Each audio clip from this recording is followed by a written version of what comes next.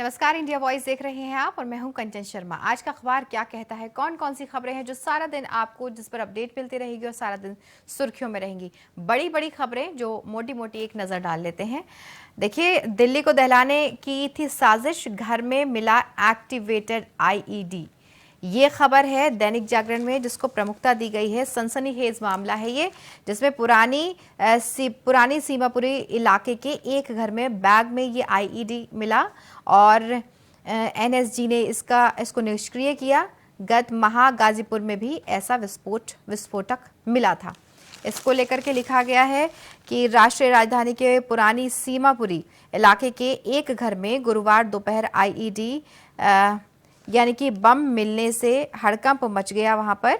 और बीते 14 जनवरी को गाजीपुर फूल मंडी में मिले आईईडी की जांच के दौरान दिल्ली पुलिस के स्पेशल सेल की टीम 4 संदिग्ध युवकों की तलाश करते हुए पुरानी सीमापुरी स्थित सुनार वाली गली के एक मकान में पहुंची थी, जहां पर युवक गायब थे। और लेकिन घर की तलाशी लेने पर बैग में संदिग्ध सामान मिला। देर शाम राष्ट्रीय सुरक्षा गार्ड यानी कि एनएसजी की टीम ने रोबोट की मदद से आईईडी को निष्क्रिय किया गया। बताया जा रहा है कि आईईडी की आरडीएक्स का इस्तेमाल होने की संभावना है, यानी कि पुलिस मकान के मालिक और को हिरासत में लेकर के पूछताछ अभी कर रही है। तो इस मामले में ये सनसनीखेज मामला है, इसको लेकर के आपको अपडेट मिलती रहेगी। बड़ा मामला है क्योंकि इससे पहले भी जिस तरह बताया गया, इससे पहले भी ऐसा एक आईईडी मिल चुका है। फिलहाल इसकी जांच पड़ताल में पुलिस और ज़्यादा जानकारी जुटाने में लगी हुई है। जो भी अपडेट होगी हम आप तक पहुंचाते रहेंगे। वहीं यूक्रेन के लिए उड़ानें बढ़ाएगा भारत। इसके लिए क्या खबर है कि यूक्रेन से भारत के लिए उड़ाने को किराए बढ़ाने की जो रिपोर्ट है, उनके बीच में राहत की खबर आई है कि नागर विमानन मंत्रालय ने द्विपक्षीय एयर बबल समझौते के तहत दोनों देशों के बीच में संचालित होने वाली उड़ानों की संख्या संबंधित जो प्रतिबंध था उसको हटा दिया है, ताकि भारतीय अपने देश को वापस लौट सकें। साथ ही विदेश मंत्रालय ने साफ कर दिया है कि वहां से भारतीयों को निकालने की तत्काल कोई भी योजना नहीं है। फिलहाल सरकार का फोकस उसकी सुरक्षा पर है।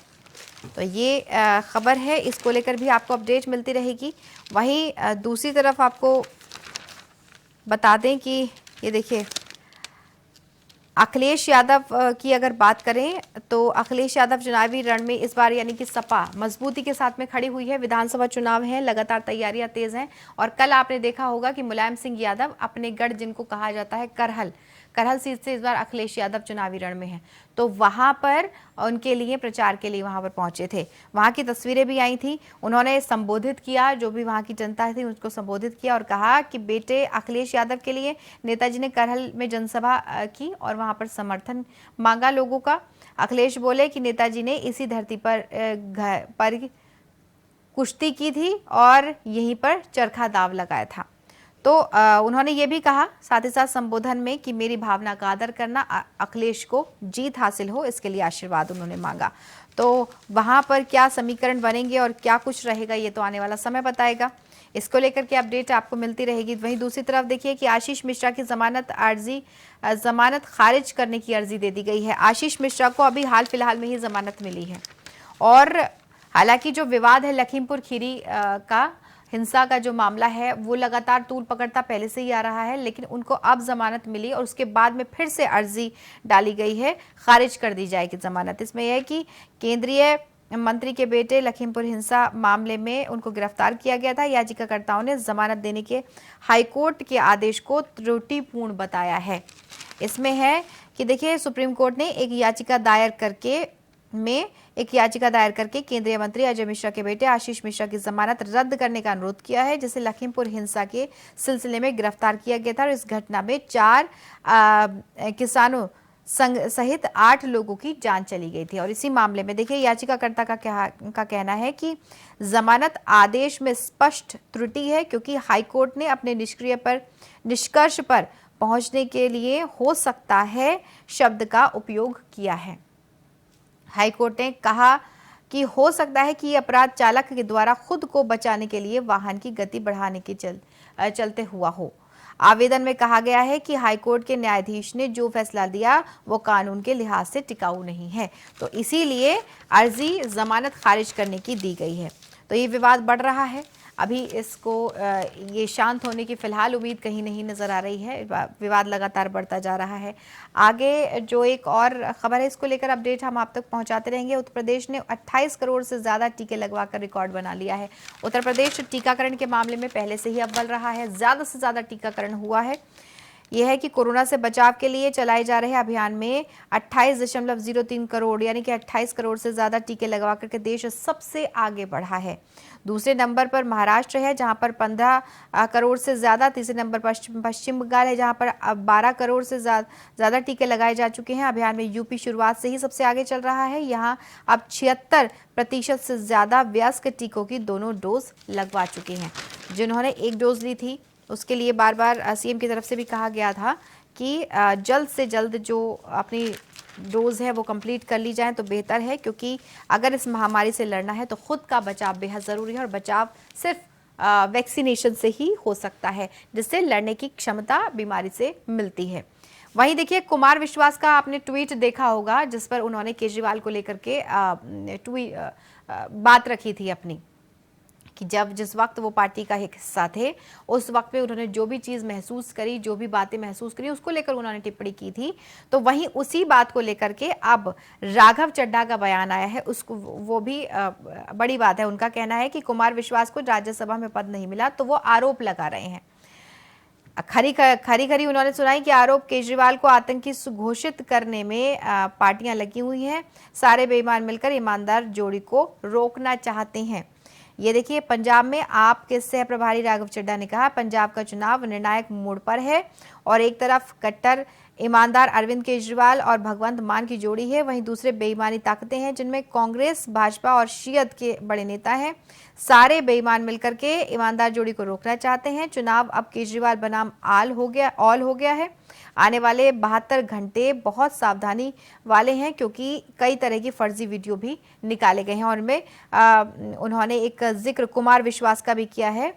कुमार विश्वास पर भी उन्होंने जमकर बोला, कहा कि कुमार विश्वास और को राज्यसभा में सीट नहीं मिली तो वीडियो रिलीज उन्होंने किया। 2016 का ये वीडियो है। अगर केजरीवाल ने कोई ऐसी बात कही थी तो पहले केजरीवाल के खिलाफ कार्रवाई के लिए कुमार विश्वास एजेंसियों के पास क्यों नहीं गए? तो देखिए, ये सियासत है और इसमें इस तरह की जो बयानबाजी है वो, क्योंकि चुनावी माहौल है तो इस तरह सामने आती ही रहती हैं। वहीं दूसरी तरफ इसको लेकर भी आपको अपडेट मिलती रहेगी। जो बयानबाजी है वो हम आप तक पहुंचाते ही रहते हैं। दूसरी तरफ हिजाब जो मामला है, हिजाब का जो विवाद है वो नहीं थम रहा है। हिजाब विवाद से मात्र 8 स्कूल कॉलेज प्रभावित हुए हैं। कर्नाटक में अडुप्पी के कॉलेज से लौटाई गई छात्राएं धार्मिक नारेबाजी करने पर 6 लोगों को गिरफ्तार किया गया है। इसमें है कि कर्नाटक सरकार ने गुरुवार को कहा कि राज्य के 75,000 से ज्यादा शिक्षण संस्थानों में से मात्र 8 स्कूल ऐसे हैं। राहत की बात है कि जिन कॉलेजों में हिजाब को लेकर के विवाद जारी है, सरकार और प्रशासन गुरुवार को इस विवाद से निपटने में लगा हुआ है। हुगली धारवाड़ क्षेत्र में इस विवाद से निपटने के लिए 28 फरवरी तक निषेधाज्ञा लागू हुई है और कर दी गई है, जिसमें उडुपी के सरकारी कॉलेज में गुरुवार को हिजाब पर अड़ी जो 60 छात्राएं हैं उनको घर भेज दिया गया। बेलगावी में धार्मिक नारेबाजी पर 6 लोगों की गिरफ्तार भी कर लिया गया है। तो ये जो हिजाब का मामला है, इसमें लगातार जो भी बयानबाजी है वो आप तक पहुंच रही हैं। मामला कब शांत होता है देखने वाली बात होगी, लेकिन धीरे धीरे स्थिति सामान्य हो रही है। 6 लोगों को हालांकि इसमें गिरफ्तार किया गया है। वहीं देखिए, पंजाब के हर गांव में यूपी बिहार के भाई बहन कांग्रेस में गुरु साहिबानों का किया गया अपमान। ये पीएम मोदी वहां पर जब पहुंचे तो बोले। चन्नी के बयान पर ताली बजा करके पंजाब की बहू ने वहां पर जब पीएम बोल रहे थे तो तारीफ उनकी बातों पर बजाई। प्रधानमंत्री मोदी ने यूपी बिहार के भैये वाले बयान को लेकर के पंजाब के मुख्यमंत्री चन्नी और कांग्रेस पर निशाना साधा। पंजाब के अबोहर में भाजपा की चुनावी जनसभा को उन्होंने संबोधित करते हुए कहा कि जब चन्नी ये बयान दे रहे थे तब खुद वो पंजाब की बहू बताने वाली कांग्रेस महासचिव प्रियंका गांधी ताली बजा रही थी। उन्होंने कहा कि पंजाब में शायद ही कोई गाँव हो जहाँ यूपी बिहार के भाई बहन कड़ी मेहनत नहीं करते।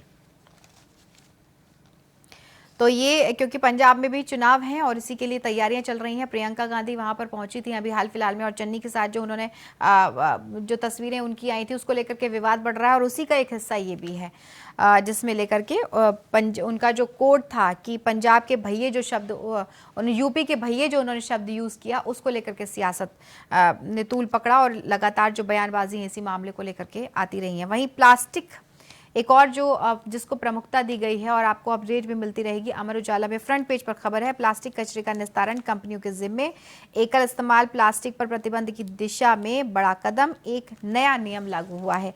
क्या है कि केंद्र सरकार ने एकल इस्तेमाल यानी कि प्लास्टिक पर पूरी तरह से प्रतिबंध लगाने की दिशा में कदम उठाते हुए देश में प्लास्टिक पैकेजिंग अवशेष प्रतिबंध नियमों को बुधवार को नए सिरे से अधिसूचना जारी की है।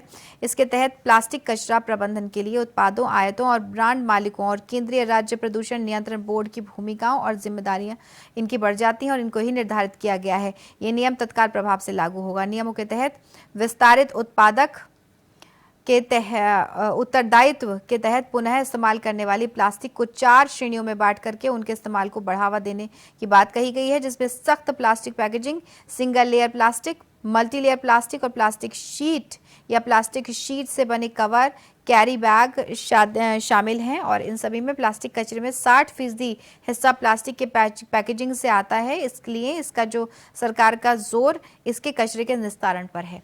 प्लास्टिक को पूरी तरह से बैन करने की जो कोशिश है वो है। और इसी में देखिए भूपेंद्र यादव जो केंद्रीय मंत्री हैं, उन्होंने इसको लेकर के कहा है कि पीएम मोदी की पहल पर लिए गए इस फैसले से न सिर्फ प्लास्टिक पैकेजिंग अवशेष की चक्रीय जो अर्थव्यवस्था है वो मजबूत होगी, बल्कि प्लास्टिक के नए विकल्पों को भी बढ़ावा मिलेगा। वहीं दफ्तरों और फेरी वालों के पास में सिंगल यूज प्लास्टिक पर पाबंदी है। अब पूरे देश में खुदरा विक्रेताओं और फेरी वालों और मल्टीप्लेक्स, इन सभी जो निजी कंपनियां हैं, सरकारी दफ्तर हैं या फिर अस्पताल हैं, उनमें एकल प्लास्टिक वाला जो इस्तेमाल है वो नहीं चलेगा। वहीं पर इसमें भी वही बात है कि कल मुलायम सिंह यादव अखिलेश यादव के लिए जनसभा को संबोधित करने के लिए लोगों से आशीर्वाद मांगने के लिए कि उनको जीत हासिल हो, इसके लिए पहुंचे थे। तो उसको लेकर लिखा गया है कि देश में हर तरफ बेचैनी, चिंता, सपा की सभी वर्गों की उम्मीद है, सपा ही सभी वर्गों की उम्मीद है, ऐसा मुलायम सिंह यादव ने वहां पर पहुंचकर कहा। तो अपने अपने प्रत्याशियों के लिए जो भी प्रत्याशी हैं जिस जगह से, जिस सीट से, उन्हीं के लिए स्टार प्रचारक भी लगे हुए हैं। वहीं पर मुलायम सिंह यादव भी अपने बेटे के लिए पहुंचे थे क्योंकि करहल सीट से वो वहां से चुनावी रण में हैं। दोस्त मिले, दिल खिले और मिट गए 2 साल के फासले। देखिए डीयू फिर से गुलजार हुआ है। 2 साल के बाद में दिल्ली यूनिवर्सिटी में वापसी हुई है। बच्चे फिर से आए हैं, चेहरे खिले हुए उनके नजर आए और खिलते चेहरों के साथ, क्योंकि लंबा वक्त हो जाता है जब स्कूल कॉलेज, चाहे छोटे बच्चे हों, बड़े बच्चे हों, स्कूल हों, कॉलेज हों, दफ्तर हों, सरकारी दफ्तर हों, निजी दफ्तर हों, सबको कोरोना की महामारी में बंद कर दिया गया था। तो एक लंबे समय के बाद में जब अपने दोस्तों के साथ मुलाकात यूनिवर्सिटी हो या कॉलेज हो जब करते हैं बच्चे, तो एक अलग ही खुशी जो फेस है उस पर दिखाई देती है। तो ये बड़ी बात है। फिर गुलजार हुई है फिर से यूनिवर्सिटी। वहीं देखिए दूसरी तरफ संयुक्त किसान मोर्चा ने अगली रणनीति पर शुरू किया काम। इसको लेकर लिखा गया है कि विधानसभा चुनाव के मद्देनजर आगे की रणनीति पर काम शुरू कर दिया गया है। संयुक्त किसान मोर्चा ने काम शुरू कर दिया है। मोर्चा के सदस्य और भाजपा उपाध्यक्ष हरिनाम सिंह वर्मा ने कहा है कि रणनीति बनाने के लिए लगातार बैठकें होंगी और प्रेस कॉन्फ्रेंस भी होगी। इस क्रम में 23 फरवरी को प्रयागराज, 28 फरवरी को गोरखपुर, 1 मार्च को अयोध्या और 2 मार्च को वाराणसी में बैठकें होंगी। सभी बैठकों में भाजपा जो नेता हैं राकेश टिकैत, योगेंद्र यादव और मोर्चे के जो अन्य पदाधिकारी हैं वो शामिल होंगे। बैठक में किसानों के सभी मुद्दे पर बात की जाएगी और कहा है कि मोर्चे का उद्देश्य किसी के पक्ष में वोट मांगना नहीं है। किसान खुद अपना हित अहित देकर मतदान करें।